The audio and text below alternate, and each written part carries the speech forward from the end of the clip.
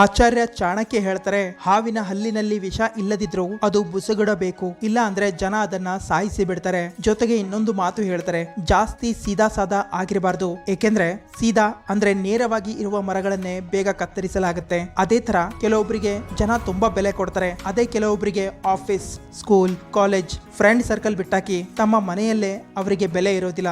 ಆದ್ರೆ ಪ್ರಶ್ನೆ ಇರೋದು ಈ ತರ ಯಾಕಾಗುತ್ತೆ ಅಂತ ನೋಡಿ. ಒಬ್ಬ ಹೈ ವ್ಯಾಲ್ಯೂ ಪರ್ಸನ್ಗೆ ಎಲ್ಲಾ ವಿಷಯ ಗೊತ್ತಿರತ್ತೆ, ಅದೇ ಒಬ್ಬ ನಾರ್ಮಲ್ ಮನುಷ್ಯನಿಗೆ ಗೊತ್ತಿರೋದಿಲ್ಲ. ಆದ್ರೂ ಕೂಡ ನಮ್ಮೆಲ್ಲರಿಗೂ ಗೊತ್ತು, ಎಲ್ಲಿ ನಮ್ಗೆ ಬೆಲೆ ಇರುತ್ತೆ ಅಲ್ಲಿ ನಮ್ಗೆ ಸರಿಯಾಗಿ ಟ್ರೀಟ್ ಮಾಡಲಾಗುತ್ತೆ, ಮತ್ತೆ ಅಲ್ಲೇ ನಮ್ಗೆ ಜಾಸ್ತಿ ಆಪರ್ಚುನಿಟೀಸ್ ಸಿಗುತ್ತೆ, ಮತ್ತೆ ಜನ ನಿಮ್ಗೆ ಇಷ್ಟಾನು ಪಡ್ತಾರೆ. ಅಂದ್ರೆ ಟೋಟಲಿ ನಿಮ್ಮ ವ್ಯಾಲ್ಯೂ ಜಾಸ್ತಿ ಆಗುತ್ತೆ. ನೋಡಿ, ನೀವು ಒಬ್ಬ ಹೈ ವ್ಯಾಲ್ಯೂ ಮೆನ್ ಆಗಲು ನೀವು ನಿಮ್ಮ ವ್ಯಾಲ್ಯೂವನ್ನ ಜಾಸ್ತಿ ಮಾಡಿಕೊಳ್ಳಲೇಬೇಕಾಗುತ್ತೆ. ಕೇವಲ ಒಂದೆರಡು ವಿಷಯದಲ್ಲಿ ಅಲ್ಲ, ಬದಲಾಗಿ ಲೈಫ್ ನ ಪ್ರತಿಯೊಂದು ಫೀಲ್ಡ್ ನಲ್ಲೂ ತುಂಬಾ ಸ್ಟ್ರಾಂಗ್ ಮತ್ತೆ ಪವರ್ಫುಲ್ ವ್ಯಕ್ತಿ ಆಗ್ಬೇಕು. ಒಂದ್ ವೇಳೆ ನೀವು ನಿಮ್ಮ ಬೆಲೆ ಹೆಚ್ಚಿಸಿಕೊಳ್ಬೇಕು ಅಂತ ಅನ್ಕೊಂಡಿದ್ರೆ ಈ 5 ಪಿಲ್ಲರ್ಸ್ ಮೇಲೆ ನೀವು ಫೋಕಸ್ ಮಾಡಬೇಕು, ಮತ್ತೆ ಇದರಲ್ಲಿಯೇ ಎಕ್ಸ್ಪರ್ಟ್ ಆಗ್ಬೇಕು. ಆಗ ನಿಮ್ಮ ವ್ಯಾಲ್ಯೂ ತಾನಾಗಿಯೇ ಜಾಸ್ತಿ ಆಗಲು ಪ್ರಾರಂಭ ಆಗುತ್ತೆ. ಅದಕ್ಕೆ ಈ ಪೂರ್ತಿ ವಿಡಿಯೋ ಎಂಡ್ ವರೆಗೆ ನೋಡಿ. Point number 1, increase your value mentally. ನೋಡಿ, ನಿಮಗೆ ಜನರ ಮಧ್ಯೆ, ಸಮಾಜದಲ್ಲಿ ಅಥವಾ ನಿಜ ಜೀವನದಲ್ಲಿ ತಮ್ಮ ವ್ಯಾಲ್ಯೂ ಹೆಚ್ಚಿಸುವುದು ಇದ್ರೆ ಎಲ್ಲಕ್ಕಿಂತ ಮೊದಲು ಪ್ರಾರಂಭ ತಮ್ಮಿಂದ, ಅಂದ್ರೆ ತಮ್ಮನ್ನು ತಾವು ಗೌರವ ಕೊಡುವುದರಿಂದ ಪ್ರಾರಂಭ ಮಾಡಬೇಕು. ಒಂದ್ ವೇಳೆ ನಿಮ್ಮ ಗೌರವ ತಮ್ಮದೇ ದೃಷ್ಟಿಯಲ್ಲಿ ಕಡಿಮೆ ಆಗಿದ್ರೆ ನೀವು ಬೇರೆಯವರ ಮಧ್ಯೆ ಅಥವಾ ಸಮಾಜದಲ್ಲಿ ತಮ್ಮ ಗೌರವ ಹೆಚ್ಚಿಸಿಕೊಳ್ಳಲು ಆಗೋದಿಲ್ಲ. ನೋಡಿ, ಒಬ್ಬ ಹೈ ವ್ಯಾಲ್ಯೂ ಪರ್ಸನ್ ಆಗಲು ಒಬ್ಬ ಹೈ ವ್ಯಾಲ್ಯೂ ಪರ್ಸನ್ ತರ ಮೈಂಡ್ ಸೆಟ್ ಕೂಡ ನಿರ್ಮಾಣ ಆಗಿರ್ಬೇಕು ಅಲ್ವಾ? ಅಂದ್ರೆ ನಿಮ್ಗೆ ಗೊತ್ತೇ ಇಲ್ಲ ನಿಮ್ಮ ಟ್ರೂ ವ್ಯಾಲ್ಯೂ ಏನಿದೆ ಅನ್ನೋದು, ನಿಮ್ಗೆ ಗೊತ್ತೇ ಇಲ್ಲ ನಾನು ಯಾವ ಸ್ಥಾನದಲ್ಲಿ ಇದ್ದೇನೆ ಮತ್ತೆ ಯಾವ ಸ್ಥಾನದಲ್ಲಿ ಇರಬೇಕಿತ್ತು ಅನ್ನೋದು. ಅಲ್ಲಿವರೆಗೆ ನೀವು ಅಂಡರ್ ಕಾನ್ಫಿಡೆಂಟ್ ಅಥವಾ ಕನ್ಫ್ಯೂಸ್ ಆಗಿಯೇ ಇರ್ತೀರಾ. ಮತ್ತೆ ಎದುರಿನ ವ್ಯಕ್ತಿ ಅಥವಾ ಈ ಸಮಾಜ ಯಾವ ವ್ಯಾಲ್ಯೂ ನಿರ್ಧಾರ ಮಾಡುತ್ತೆ ಅದನ್ನೇ ನೀವು ನಿಜ ಅಂತ ತಿಳಿದುಕೊಂಡು ಇರ್ತೀರಾ. ಉದಾಹರಣೆಗೆ 2016ರಲ್ಲಿ 2000 ಜನರ ಮೇಲೆ ಒಂದು ಸರ್ವೆ ಮಾಡಿದ್ರು. ಯಾರಿಗೆಲ್ಲ ಹೊಸ ಕೆಲಸ ಸಿಕ್ಕಿದೆ ಅವರಲ್ಲಿ 60% ಜನ ಈ ತರ ಇದ್ರು, ತಮಗೆ ಸ್ಯಾಲರಿ ಇನ್ನು ಜಾಸ್ತಿ ಬೇಕು ಅಂತ ಕೇಳಲೇ ಇಲ್ಲ. ಅವರಿಗೆ ಯಾವ ಸ್ಯಾಲರಿ ಆಫರ್ ಮಾಡಲಾಯಿತು ಅವರು ಅದನ್ನ ಹಾಗೆ ಸ್ವೀಕಾರ ಮಾಡಿದ್ರು, ಏಕೆಂದ್ರೆ ಅವರಿಗೆ ಅನಿಸ್ತಾ ಇತ್ತು ಅವರು ಅಷ್ಟೇ ಸ್ಯಾಲರಿ ಡಿಸರ್ವ್ ಮಾಡ್ತಾರೆ ಅಂತ, ಇಲ್ಲ ನನಗೆ ಇಷ್ಟೇ ಬೆಲೆ ಇದೆ ಅಂತ ತಿಳಿದುಕೊಂಡಿದ್ರು. ಮತ್ತೆ ಈ ತರ ಯಾಕಾಗುತ್ತೆ ಅಂದ್ರೆ ತುಂಬಾ ಜನ ಬೇರೆಯವರಿಗೆ ಜಾಸ್ತಿ ಗೌರವ ಮರ್ಯಾದೆ ಕೊಡ್ತಾರೆ, ಮತ್ತೆ ತಮ್ಮನ್ನ ತಮ್ಗೆ ಗೌರವ ಮರ್ಯಾದೆ ಕೊಡೋದಿಲ್ಲ. ನೋಡಿ, ಪ್ರತಿಯೊಬ್ಬ ಮನುಷ್ಯನಿಗೆ ಅಷ್ಟೇ ಗೌರವ ಸಿಗುತ್ತೆ ಆತ ಎಷ್ಟು ಡಿಸರ್ವ್ ಮಾಡ್ತಾನೆ.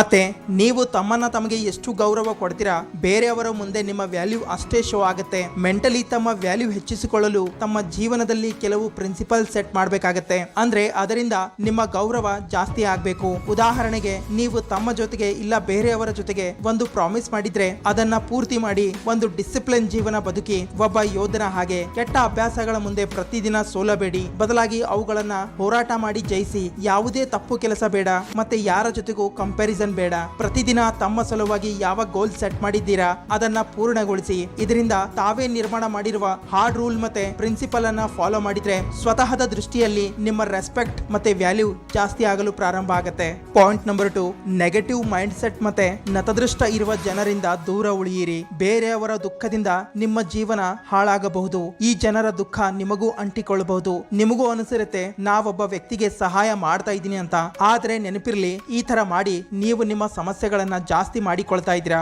ನತದೃಷ್ಟ ಜನ ನತದೃಷ್ಟತೆಯನ್ನೇ ತಮ್ಮ ಕಡೆಗೆ ಆಕರ್ಷಣೆ ಮಾಡಿಕೊಳ್ತಾರೆ. ಒಂದ್ ವೇಳೆ ನೀವು ಅವರಿಗೆ ಸಹಾಯ ಮಾಡಿದ್ರೆ ನತದೃಷ್ಟತೆ ನಿಮ್ಮ ಕಡೆಗೂ ಆಕರ್ಷಿಸಬಹುದು. ಅದಕ್ಕೆ ಖುಷಿಯಾಗಿ ಮತ್ತೆ ಸುಖವಾಗಿ ಇರುವವರ ಜೊತೆಗೆ ಇರುವ ಪ್ರಯತ್ನ ಮಾಡಿ. ನಿಮ್ಮಲ್ಲಿ ಅನೇಕ ಜನ ಈ ತರ ಯೋಚನೆ ಮಾಡ್ತಾ ಇರಬಹುದು, ನಾ ಇವರಿಗೆ ಸಹಾಯ ಮಾಡಲು ಏಕೆ ಬೇಡ ಅಂತ ಇದೀನಿ ಅಂತ. ನೋಡಿ, ನಾವು ಈ ತರ ಯೋಚನೆ ಮಾಡುತ್ತೇವೆ, ಇವರಿಗೆ ಸಹಾಯ ಮಾಡುವುದು, ಇವರಿಗೆ ಕಷ್ಟದಿಂದ ಆಚೆ ತೆಗೆಯುವುದು ಒಂದು ಒಳ್ಳೆಯ ಕೆಲಸ ಆಗಿದೆ ಅಂತ. ಆದರೆ ಕೆಲವೊಮ್ಮೆ ಅವರ ಅಭ್ಯಾಸಗಳು ನಮ್ಮಲ್ಲಿ ಬರುತ್ತೆ, ಅವರಿಗೆ ಬದಲಾವಣೆ ಮಾಡಲು ಹೋಗಿ ನಾವೇ ಬದಲಾಗುತ್ತೇವೆ. ಇದರ ಅರ್ಥ ಮನುಷ್ಯ ಯಾರ ಜೊತೆಗೆ ಇರ್ತಾನೆ ಅವರ ಮೂಡ್, ಅವರ ಭಾವನೆ, ಅವರು ಯೋಚನೆ ಮಾಡುವ ರೀತಿಯ ಗಾಢವಾದ ಪರಿಣಾಮ ನಮ್ಮ ಮೇಲೆ ಬೀಳುತ್ತೆ. ನಿಜ ಹೇಳಬೇಕು ಅಂದ್ರೆ ನತದೃಷ್ಟ ಜನರ ನತದೃಷ್ಟತೆ ಅವರ ಕಾರಣದಿಂದಲೇ ಅವರ ಜೊತೆಗೆ ಇರುತ್ತೆ. ಒಂದ್ ವೇಳೆ ಈಗ ಅವರಿಗೆ ನೀವು ಸಹಾಯ ಮಾಡಿದ್ರೂ ಕೂಡ ಅವರು ಅವರ ಮೂರ್ಖತೆಯಿಂದ ಮತ್ತೆ ಅವರು ಅವರ ಜೀವನವನ್ನು ಹಾಳು ಮಾಡಿಕೊಳ್ತಾರೆ. ಒಂದ್ ವೇಳೆ ಹಣ ಕೊಟ್ಟು ನೀವು ಅವರಿಗೆ ಸಹಾಯ ಮಾಡಿದ್ರು ಅದೇ ತರ ಆಗ್ತಾರೆ, ಮತ್ತೆ ನಿಮ್ಮ ಹಣ ಕೂಡ ಮರಳಿ ಬರೋದಿಲ್ಲ. ನೋಡಿ, ನಾನು ಕೂಡ ಅನೇಕ ಬಾರಿ ಇಂಥವರಿಗೆ ಸಹಾಯ ಮಾಡಿದ್ದೇನೆ, ಆದ್ರೆ ಅವರು ಅವರ ಮೂರ್ಖತೆಯಿಂದ ಇವಾಗ್ಲೂ ಹಾಗೆ ಇದ್ದಾರೆ, ಮುಂಚೆ ಇದ್ದ ಇದ್ದಂತೆ. ಮತ್ತೆ ಅವರ ನತದೃಷ್ಟತೆಯ ಪರಿಣಾಮ ನನಗೂ ಅಂಟಿದೆ. ಮತ್ತೆ ನಾನನ್ನ ಹಣ ಸಹ ಕಳೆದುಕೊಂಡಿದ್ದೇನೆ. ಅದಕ್ಕೆ ಒಳ್ಳೆಯವರ ಜೊತೆಗೆ ಇರೋದು ಪ್ರಾರಂಭ ಮಾಡಿ. ಅವರ ಅದೃಷ್ಟ, ಒಳ್ಳೆಯ ಗುಣ, ಒಳ್ಳೆಯ ಅಭ್ಯಾಸ ಎಲ್ಲವೂ ನಿಮ್ಮಲ್ಲಿ ಬರುತ್ತೆ. ಅದಕ್ಕೆ ಜಾಸ್ತಿ ಒಳ್ಳೆಯವನು ಆಗಿ ನತದೃಷ್ಟ ಜನರಿಗೆ ನಿಮ್ಮ ಅತ್ಯಮೂಲ್ಯ ಸಮಯ ಮತ್ತೆ ಎನರ್ಜಿ ವ್ಯರ್ಥ ಮಾಡಬೇಡಿ. ಮತ್ತೆ ಇದೇ ಮಾತನ್ನ ದ 48 ಲಾಸ್ ಆಫ್ ಪವರ್ ಪುಸ್ತಕದಲ್ಲಿ ರಾಬರ್ಟ್ ಗ್ರೀನ್ ಕೂಡ ಹೇಳ್ತಾರೆ. ಪಾಯಿಂಟ್ ನಂಬರ್ 3, ತಮ್ಮ ಶಕ್ತಿಯನ್ನ ಕೇಂದ್ರೀಕರಿಸಿ. ನೋಡಿ, ನೀವು ಒಬ್ಬ ಹೈ ವ್ಯಾಲ್ಯೂ ಮೆನ್ ಆಗ್ಬೇಕು ಅಂತ ಅನ್ಕೊಂಡಿದ್ರೆ ತಮ್ಮ ಫೋಕಸ್, ಏಕಾಗ್ರತೆಯನ್ನ ಕೇಂದ್ರೀಕರಿಸುವುದನ್ನ ಕಲಿಯಬೇಕಾಗತ್ತೆ. ನಿಮಗಿದು ಗೊತ್ತಾ? ಜಾಸ್ತಿ ಟ್ಯಾಲೆಂಟೆಡ್ ಜನ ತಮ್ಮ ಜೀವನದಲ್ಲಿ ಏನೂ ದೊಡ್ಡದಾಗಿ ಸಾಧನೆ ಮಾಡಿರೋದಿಲ್ಲ.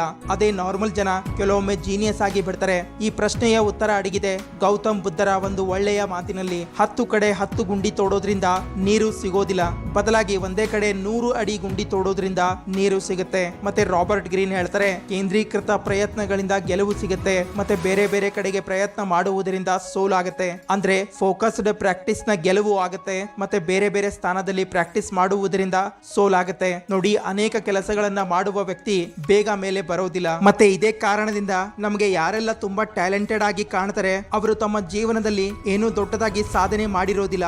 ಯಾರ ರುಚಿ ಮಲ್ಟಿಪಲ್ ವಿಷಯಗಳಲ್ಲಿ ಇರುತ್ತೆ, ಅವರ ದೌರ್ಭಾಗ್ಯ ಈ ತರ ಇರುತ್ತೆ. ಅವರು ಪ್ರತಿಯೊಂದು ಕೆಲಸದಲ್ಲಿ ಕೈ ಹಾಕ್ತಾರೆ, ಆದರೆ ಯಾವುದೇ ಒಂದು ಫೀಲ್ಡ್ ನಲ್ಲಿ ದೊಡ್ಡ ಸಾಧನೆ ಮಾಡಿರೋದಿಲ್ಲ. ನೋಡಿ, ಏಕಾಗ್ರತೆಯಿಂದ ಹೈ ಪೊಸಿಷನ್ ಸಿಗುತ್ತೆ. ಮತ್ತೆ ಮನುಷ್ಯ ತುಂಬಾ ಮುಂದೆ ಹೋಗ್ತಾನೆ. ಮತ್ತೆ ರಾಬರ್ಟ್ ಗ್ರೀನ್ ಹೇಳ್ತಾರೆ, ಏಕಾಗ್ರತೆ ಎಲ್ಲಕ್ಕಿಂತ ದೊಡ್ಡ ಅಮೂಲ್ಯವಾದ ಶಕ್ತಿಯಾಗಿದೆ. ಮತ್ತೆ ತಮ್ಮ ಶಕ್ತಿಯನ್ನ ಕೇಂದ್ರೀಕರಿಸಿ, ಅಂದ್ರೆ ತಮ್ಮ ಎಲ್ಲಾ ಪವರ್ ಅನ್ನ ಒಂದೇ ಸ್ಥಾನದಲ್ಲಿ ಬಳಸುವುದನ್ನ ಕಲಿಯಿರಿ. ಇದರಿಂದ ನೀವು ಆ ಕೆಲಸದಲ್ಲಿ ಪರಿಣಿತರಾಗ್ತೀರಾ. ಜೊತೆಗೆ ಜನ ನಿಮ್ಗೆ ಮರ್ಯಾದೆನೂ ಕೊಡ್ತಾರೆ. Point number 4, they always available for everyone. ನೋಡಿ, ಒಬ್ಬ ಹೈ ವ್ಯಾಲ್ಯೂ ಪರ್ಸನ್ ಆಗ್ಬೇಕು ಅಂದ್ರೆ ಜಾಸ್ತಿ ಅವೈಲೇಬಲ್ ಆಗಿರಬೇಡಿ. ಅನೇಕ ಜನ ಪ್ರತಿಯೊಬ್ಬರ ಸಲುವಾಗಿ ಅವೈಲೇಬಲ್ ಆಗಿರ್ತಾರೆ, ಮತ್ತೆ ಪ್ರತಿಯೊಬ್ಬರಿಗೂ ಸಹಾಯ ಮಾಡ್ತಾರೆ. ನೋಡಿ, ಯಾರು ಬೇರೆಯವರ ಸಲುವಾಗಿ ಅವೈಲೇಬಲ್ ಆಗಿರ್ತಾರೆ ಅವರು ಇದನ್ನ ಅರ್ಥ ಮಾಡಿಕೊಳ್ಬೇಕು. ಕಬ್ಬಿಣ ಮತ್ತೆ ಬಂಗಾರದಲ್ಲಿ ಇಷ್ಟೇ ವ್ಯತ್ಯಾಸ ಇದೆ. ಕಬ್ಬಿಣ ಜಾಸ್ತಿ ಪ್ರಮಾಣದಲ್ಲಿ ಅವೈಲೇಬಲ್ ಆಗಿರುತ್ತೆ, ಅದಕ್ಕೆ ಅದರ ಬೆಲೆ ಕಡಿಮೆ ಆಗಿದೆ. ಮತ್ತೆ ಬಂಗಾರ ಕಡಿಮೆ ಪ್ರಮಾಣದಲ್ಲಿ ಅವೈಲೇಬಲ್ ಆಗಿರುತ್ತೆ, ಅದಕ್ಕೆ ಇದರ ಬೆಲೆ ಜಾಸ್ತಿ ಆಗಿರುತ್ತೆ. ನೋಡಿ, ನೀವು ಜಾಸ್ತಿ ಬೇರೆಯವರ ಸಲುವಾಗಿ